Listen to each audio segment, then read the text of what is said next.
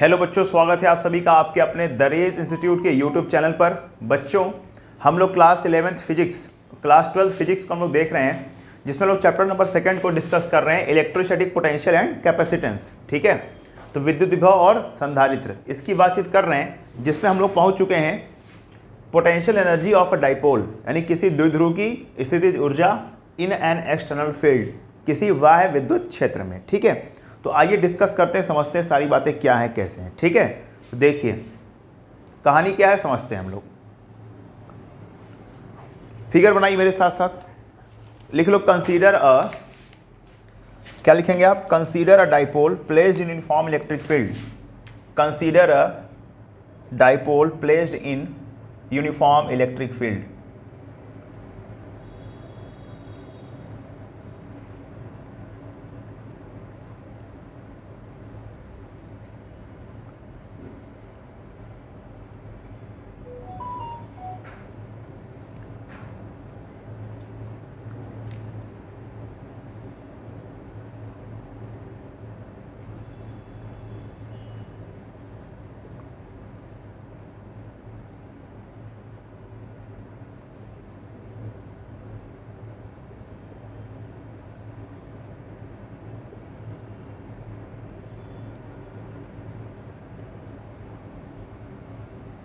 ये देखिए हमने क्या बना दिया, इलेक्ट्रिक डायपोल बना दिया, यूनिफॉर्म मैग्नेटिक फील्ड। चलिए अब इसकी बातचीत हम लोग कर लेते हैं आगे। तो क्या होगा बच्चों, समझ के चलिए।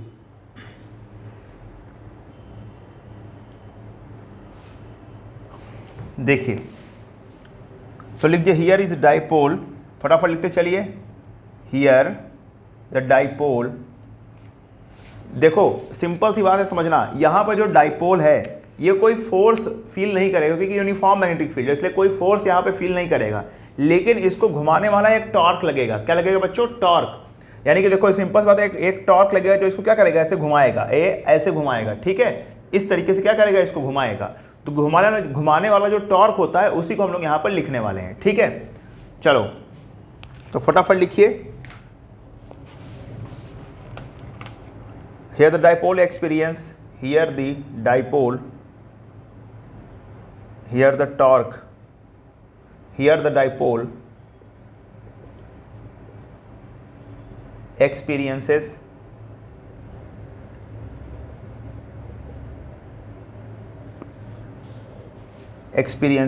no net force, no, दिख रहा है यहाँ तक? हाँ, no net force but experience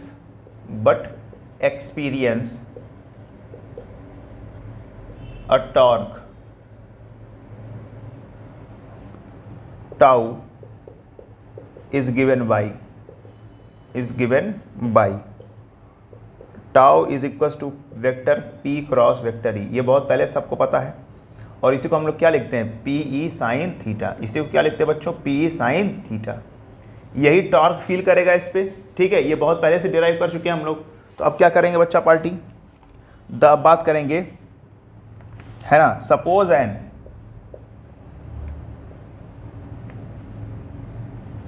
an external torque tau E x T, ठीक है, tau E x T is applied in सच अ वे,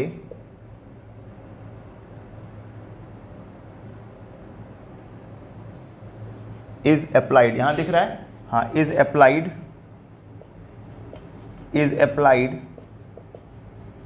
इन सच अ वे, इस तरीके से अप्लाई किया गया, दैट इट जस्ट न्यूट्रलाइज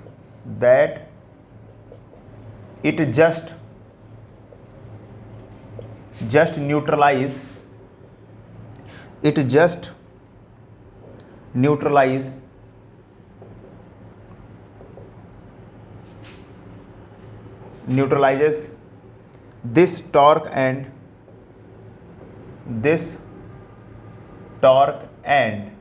इस टॉर्क को न्यूट्रलाइज कर देगा, एंड रोटेट द डाइपोल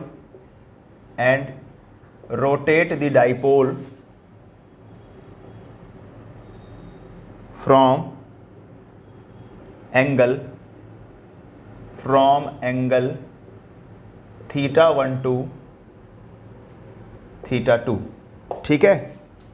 तो the amount of work done, अब देखो सिंपल सी बात समझना बच्चों, जब क्या करता है, जब टाउ एक्सटर्नल को हम अप्लाई किए हैं इन सच अ वे, मतलब इस तरीके से अप्लाई किए हैं कि it just neutralize this torque, इस टॉर्क क्या करे, न्यूट्रलाइज करे। तो सिंपल सी बात है, ये डाइपोल को क्या करेगा, रोटेट करेगा। कहाँ से कहाँ तक, सपोज दैट पहले एंगल कितना था, θ1, अब रोटेट कर दिया तो कितना हो गया एंगल, θ2, ठीक है। θ1 पहले था, बाद में जहाँ रोटेट होकर पहुँचा हुआ एंगल क्या हो गया, θ2, ठीक। वही चीज़ मैंने लिखा है। अब θ1 से θ2 घुमाने में उसको वर्क डन तो करना ही पड़ा होगा, तो वर्क डन क्या है, आइए उसको समझते हैं यहाँ पे। तो the amount of work done by the amount of work done by the external torque by the external torque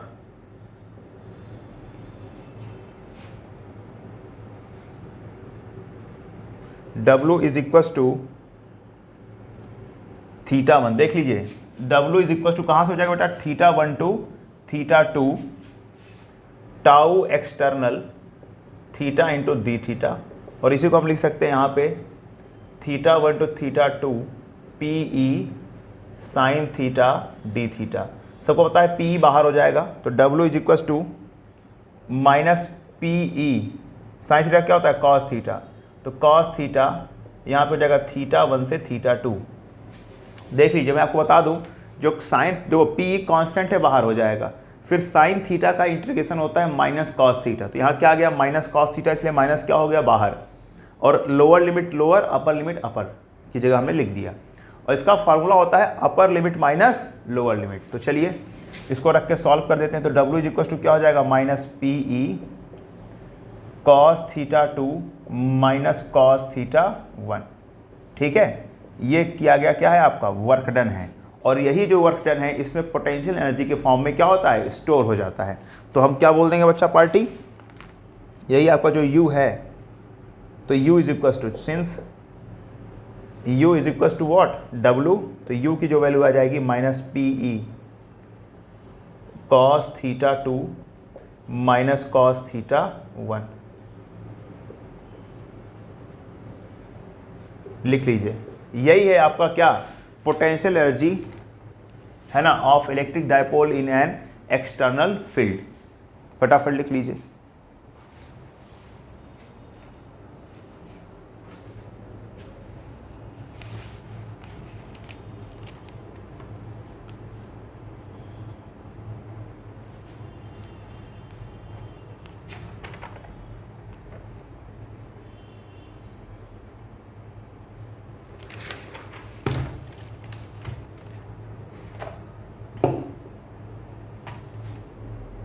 okay बच्चों, तो आई होप आपने इस बात को लिख लिया होगा और आपको सारी बातें समझ में आ गई होंगी। अब हम बात करने वाले आगे जिसको बोलते हैं इलेक्ट्रोस्टैटिक ऑफ कंडक्टर्स, कंडक्टर्स की इलेक्ट्रोस्टैटिक्स के बारे में हम लोग क्या करने वाले हैं, बातचीत करने वाले हैं। तो आइए समझते हैं क्या है कहानी। तो हेडिंग लगाइए बच्चों,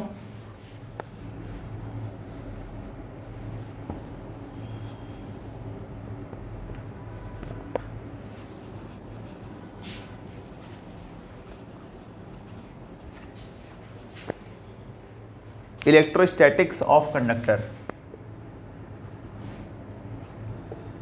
इलेक्ट्रोस्टैटिक्स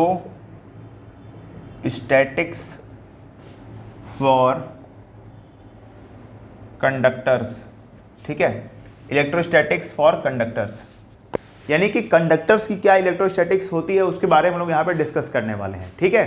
तो आप इसमें पॉइंट वाइज बातों को लिखेंगे, जो इंपॉर्टेंट बातें हैं उसको हम लोग यहाँ पे क्या करेंगे, नोट करेंगे, ठीक है। तो सबसे पहली बात इलेक्ट्रोस्टैटिक्स ऑफ कंडक्टर में, कि जो इलेक्ट्रोस्टैटिक फील्ड होता है इनसाइड अ कंडक्टर, कोई भी कंडक्टर है उसके अंदर इलेक्ट्रोस्टैटिक फील्ड जो होता है वो हमेशा क्या होता है, जीरो होता है। कितना होता है बच्चों, जीरो होता है। तो इस बात को आप लिख के चलिए, क्योंकि चार्ज आपको साथ जीरो क्यों होता है इनसाइड द कंडक्टर, क्योंकि जो चार्ज होता है वो कहाँ होता है, on the surface of conductor होता है। जैसे मैं इसकी बात करूँ तो इसके अंदर जाओगे तो इलेक्ट्रिक फील्ड क्या हो जाएगा आपका, जीरो। क्यों, क्योंकि वहाँ पे चार्ज नहीं है। चार्ज है कहाँ, इसके सरफेस पे, तो इसलिए इलेक्ट्रिक फील्ड कहाँ होगा, इसके सरफेस पे होगा, ठीक है। तो पहले पॉइंट में लिखिए electrostatic field is zero, electrostatic field is zero inside a conductor, inside a conductor। लिख लिए। दूसरा पॉइंट लिखिए, सेकंड पॉइंट लिखिए, इसमें सेकंड पॉइंट नोट डाउन करिए, मैं यहां बोल रहा हूं। लिखिए at the surface of a charge conductor, at the surface of a charged conductor, electrostatic field must be normal to the surface, must be normal to the surface at every point, at every point। अब कहोगे sir इसका क्या मतलब है, तो समझिए। जैसे मान लीजिए कोई चार्ज कंडक्टर, जैसे मान लीजिए हमारे पास ये मार्कर है, ये कोई मान लीजिए क्या है, चार्ज कंडक्टर है, तो इसके सरफेस पे कहीं भी जो इलेक्ट्रिक फील्ड होगा इसके क्या होगा, बिल्कुल नॉर्मल होगा। क्या होगा बच्चों, नॉर्मल, यानी कि बिल्कुल 90 डिग्री पे होगा। ठीक है, तो आप इस बात को ध्यान में रखिएगा। ठीक है ना, हर एक पॉइंट पर जो आपका इलेक्ट्रिक फील्ड है वो क्या होना चाहिए, इस सरफेस के नॉर्मल होना चाहिए। Got it. थर्ड पॉइंट लिखिए, थर्ड पॉइंट, थर्ड पॉइंट में लिखिए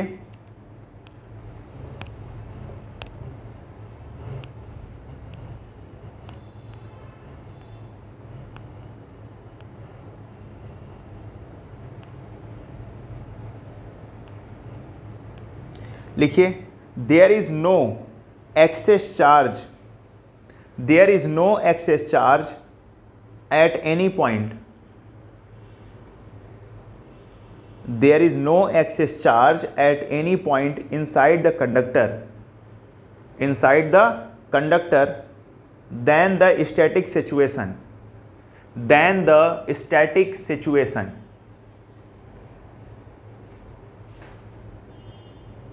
than the static situation, and any excess charge must reside, and any excess charge must reside at the surface, at the surface।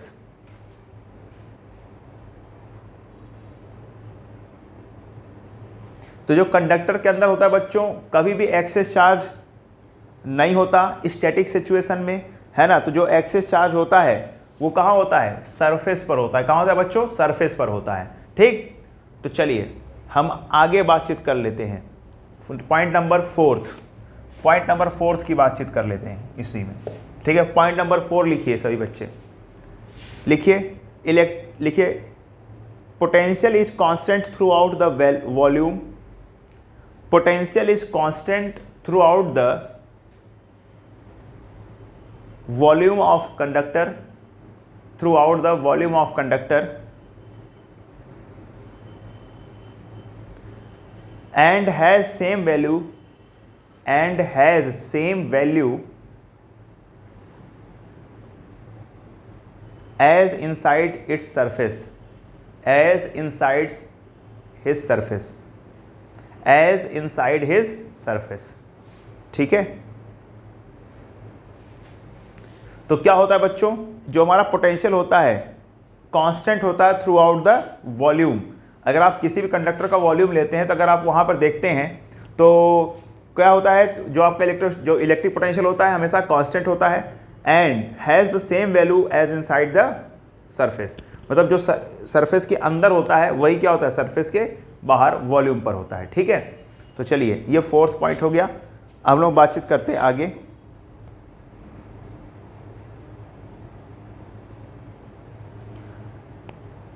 अब हम बातचीत करते हैं आगे, जिसको बोलते हैं हम लोग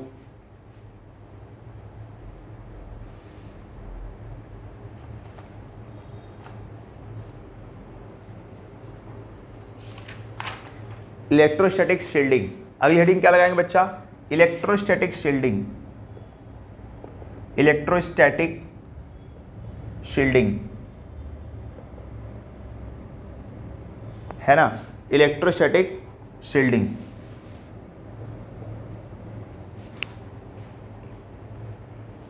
SHIELDING, इलेक्ट्रोस्टैटिक शील्डिंग। आपको कि सर ये क्या चीज़ होती है, इलेक्ट्रोस्टैटिक शील्डिंग क्या चीज़ होती है, तो समझ के चलिए इलेक्ट्रोस्टैटिक शील्डिंग क्या होती है। देखिए शील्डिंग का मतलब क्या होता है, इसकी मीनिंग बताइए। शील्डिंग का मतलब क्या होता है, शील्ड मतलब होता है किसी चीज़ को बचा के रखना, जिसे बोलते हैं सुरक्षा कवच।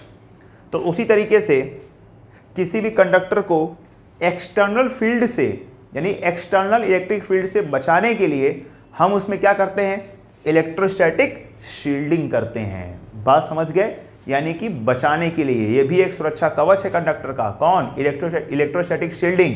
किस चीज़ से बचाने के लिए, एक्सटर्नल इलेक्ट्रिक फील्ड से बचाने के लिए। बात समझ पा रहे हो आप। तो ये सारी कहानी होती है जो आपको समझ के चलना है। Got it. तो इसी बात को मैं यहाँ पे बता देता हूँ, मैंने आपको पूरी बातें क्या कर दी हैं, समझा दी हैं, तो इसको आप देख के समझ के चलेंगे। लिखिए electrostatic shielding, electrostatic shielding, electrostatic shielding is the phenomena of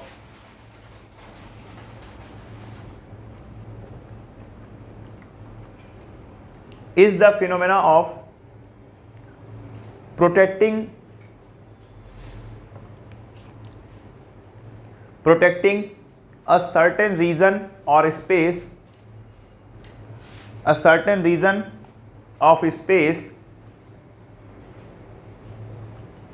from external electric field, from external electric field।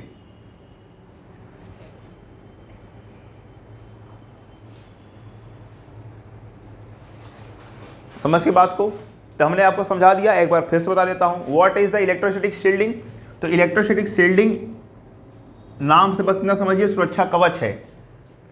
अब सुरक्षा कवच का मतलब क्या होता है, ये बचाता है। किसको बचाता है, तो किसी स्पेस में किसी सर्टेन रीजन को एक्सटर्नल इलेक्ट्रिक फील्ड से बचाने के लिए जो यूज होता है उसे क्या बोलते हैं, इलेक्ट्रोस्टैटिक शील्डिंग। बात समझ गए। अगर मान लीजिए कि सर्टेन रीजन को हमें क्या करना है, बचाना है किसी चीज़ से, किसी चीज़ से का मतलब इलेक्ट्रिक फील्ड से, तो जो शील्डिंग करी जाती है उसे क्या बोलते हैं, इलेक्ट्रोस्टैटिक शील्डिंग कहते हैं। ठीक है, चलिए तो हमने बातचीत कर ली इसकी। तो यहाँ तक जो आपका था, जैसा कि चैप्टर का नाम आप देख रहे हैं इलेक्ट्रोस्टैटिक पोटेंशियल, है ना, एंड कैपेसिटेंस। तो इलेक्ट्रोस्टैटिक पोटेंशियल इसका एक पार्ट हमने यहाँ तक क्या किया, फिनिश किया। अब हम मूव करने वाले हैं कहाँ पर, कैपेसिटेंस पर। कहाँ पर मूव करने वाले हैं, कैपेसिटेंस। तो बहुत ध्यान समझ के चलिए। अब हमारा सेकंड पार्ट इसका स्टार्ट होता है क्या, कैपेसिटेंस। तो अभी हम आपको सारी बातें इसके बारे में डिस्कस करते हैं। ठीक है, चलिए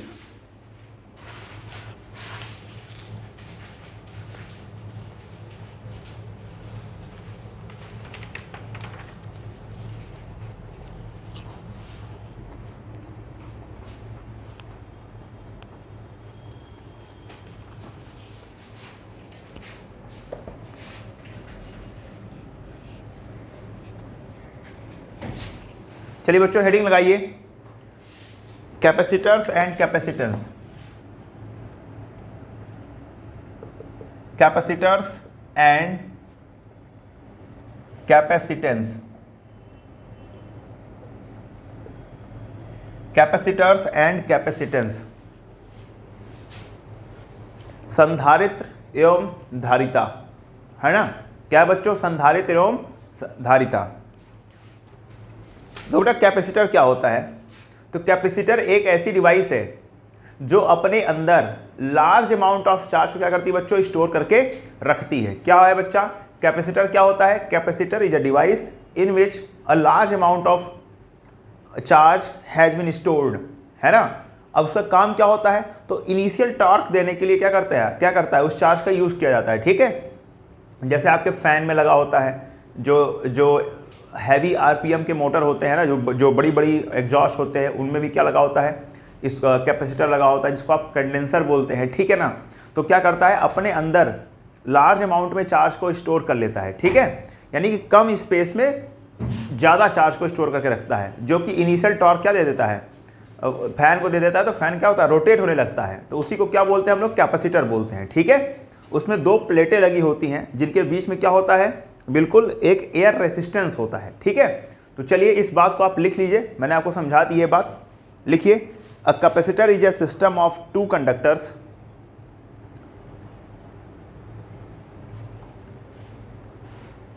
a capacitor is a system of two conductors separated by an insulator, separated by an insulator,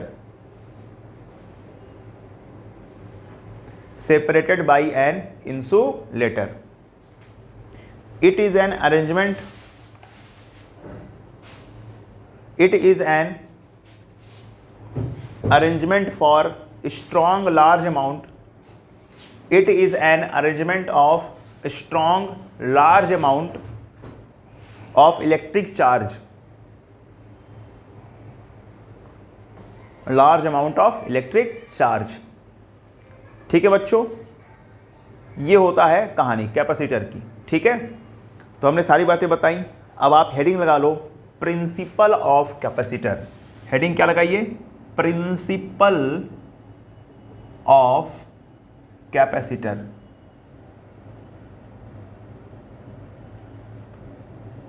principle of capacitor यानी कैपेसिटर का सिद्धांत क्या है, ये किस सिद्धांत पर कार्य करता है। ठीक है, तो इसकी बातें हम लोग करेंगे बट नेक्स्ट टर्न से। ठीक है बच्चों, फिर हम लोग आगे बातचीत करेंगे कैपेसिटेंस की।